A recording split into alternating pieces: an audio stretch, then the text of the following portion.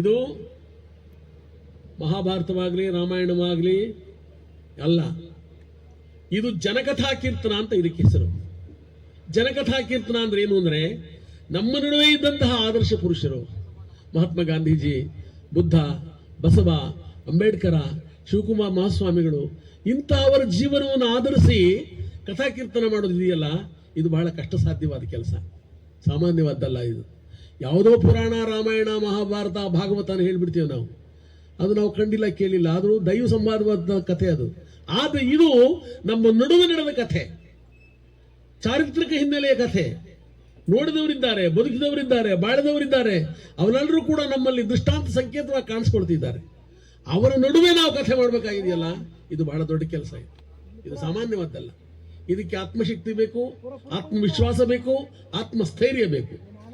ಇವತ್ತು ನಾನು ನಿಮ್ಮ ಮುಂದೆ ಪ್ರಸ್ತುತಪಡಿಸಿರೋದು ಕಥೆ ಅಂಬೇಡ್ಕರ್, ಬಾಬಾ ಸಾಹೇಬ್ ಅಂಬೇಡ್ಕರ್, ಭಾರತ ರತ್ನ ಬಾಬಾ ಸಾಹೇಬ್ ಅಂಬೇಡ್ಕರ್ ಅವರ ಕಥಾನುಸಂಧಾನ ಇವತ್ತಾಗಬೇಕಾಗಿದೆ ಇಲ್ಲಿ. ಇದು ನಮ್ಮ ಬಂಧು ಮನೆ, ನನ್ನ ನನ್ನ ನನ್ನ ನನ್ನ ಮನೆಯ ಇದ್ದ ಹಾಗೆ, ಇದು ಬೇರೆ ಅಲ್ಲ. ಆದ್ರಿಂದ ನಾವು ನೀವೆಲ್ಲರೂ ಕೂಡ ಒಂದು ಸ್ವಲ್ಪ ಹೊತ್ತು ಬಾಬಾ ಸಾಹೇಬ್ ಅಂಬೇಡ್ಕರ್ ಧ್ಯಾನ ಮಾಡಿಬಿಟ್ರೆ ನಮ್ಮ ಕಷ್ಟಗಳೆಲ್ಲ ಸ್ವಲ್ಪ ಪರಿಹಾರವಾಗುತ್ತೆ. ನಮಗೆಲ್ಲ ಬಂದಿದ್ದು ದುಃಖಗಳೆಲ್ಲ ನಿವಾರಣೆ ಆಗುತ್ತೆ, ನಮಗೊಂದು ಧೈರ್ಯ ಬರುತ್ತೆ, ಆತ್ಮಸ್ಥೈರ್ಯ ಬರುತ್ತೆ. ಸಮಾನತೆ ಹರಿಸಿದೆ, ಶಿಕ್ಷಣ ಹೋರಾಟ ಸಂಘಟನೆಯ ಕಲಿಸಿದೆ, ಶಿಕ್ಷಣ ಹೋರಾಟ ಸಂಘಟನೆಗಳ ಕಲಿಸಿದೆ, ನಿನ್ನ ತತ್ವ ಚಿಂತನೆಗಳು ದಾರಿ ದೀಪವಾಗಲಿ, ನಿನ್ನ ತತ್ವ ಚಿಂತನೆಗಳು ದಾರಿ ದೀಪವಾಗಲಿ, ಅರವರ ಅನುಕರಣದಲ್ಲಿ ಎಲ್ಲೆಲ್ಲಿಯೂ ಬೆಳಗಲಿ, ಅರವರ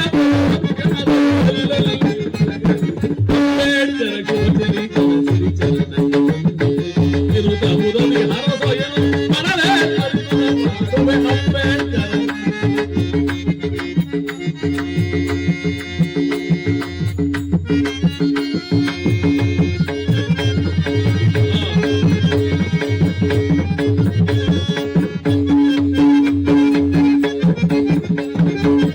ಇಲ್ಲದ ಭೇದ ಭಾವ ತಲ್ಲಣಿಸಿದ ಜಗವು, ಇನ್ನಿಲ್ಲದ ವೈರ ಸಮರ ಉಲ್ಬಣಿಸಿದ ದಿನವು,